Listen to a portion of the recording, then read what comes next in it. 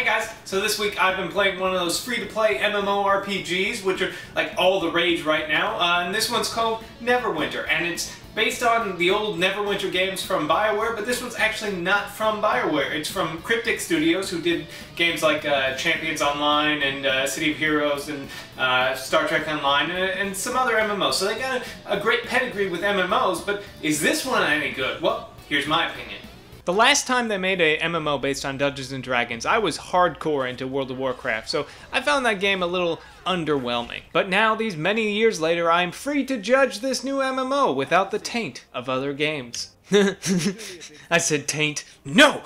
Pull yourself together, Eric. How are you supposed to sell out to Machinima and make those big YouTube dollars if you keep acting like a freaking idiot? No, it's super serious review time. The first thing that I noticed when I booted up the game is the character creation, because not only are there 7 playable races and 5 different classes you can choose from, but the level of detail that you can mess with your character's appearance is kind of staggering, especially considering that this is a free-to-play game. Unlike a lot of MMOs these days, this game was designed to be free-to-play from the get-go. It's not another one of these failed attempts to steal World of Warcraft's audience and then, quickly throw microtransactions so that we can stay afloat kind of games. And so far as I can tell, the microtransactions in this game are mostly cosmetic stuff, like mounts and hats and all that stuff. I couldn't really tell you where this game takes place in the Neverwinter timeline, but the story is basically about some lady who's also a zombie, and then she attacks the city, and you were on a ship, and it crashed, and you wake up on the beach and have to start fighting stuff. The combat in the game does not follow the traditional MMO hotbars and tab targeting way that we are so used to. Instead, they went with a slightly more action-oriented approach, which plays more like a third-person action shooter than an MMO,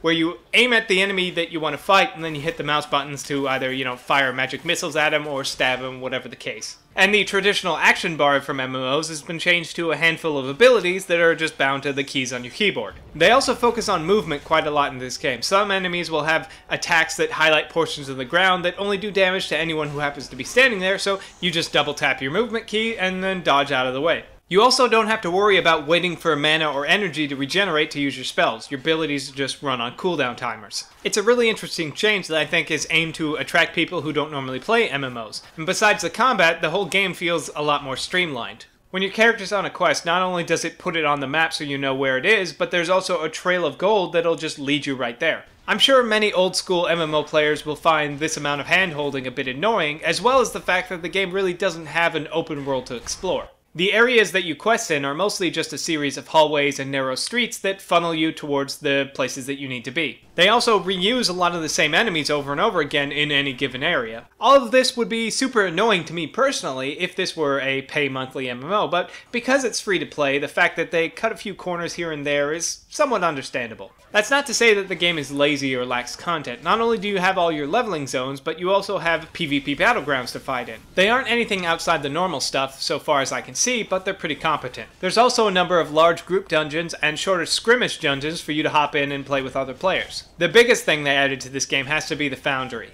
It's a designing toolset that lets you basically craft your own dungeon experience. You can set up the maps the way you want, put enemies in certain places, create dialogue and all that stuff. It essentially lets you create your own quests in this MMO. Then once you have it, you can actually share it with the other people playing the game who can play it and review it and leave comments. It's essentially trying to recreate the experience of being a dungeon master in a D&D game with all your friends, but, over the internet, with complete strangers. It's also great if you're one of those friggin' losers that has no friends. I mean, what kind of a loser doesn't have friends to play D&D with? Oh right, I'm one of those losers.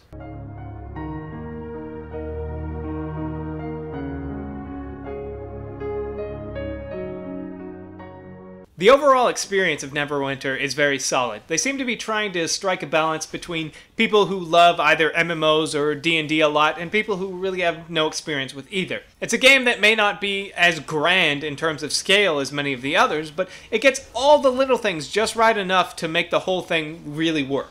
I don't know if I'll be playing too much more Neverwinter just because, I don't know, I'm not really looking for another MMO in my life. I enjoyed the experience, it was fun, refreshing, a little different than I'm used to, but, I play a lot of games for these stupid reviews that nobody ever watches, and, I'll play them for a week and then drop them. But I enjoyed my time with Neverwinter, and I think if you're looking for something, a new MMO or something, you're tired of World of Warcraft or Star Wars Online or whatever thing you're playing right now, maybe check this out. out because it's free, costs nothing, and I think they did a good job of building the experience.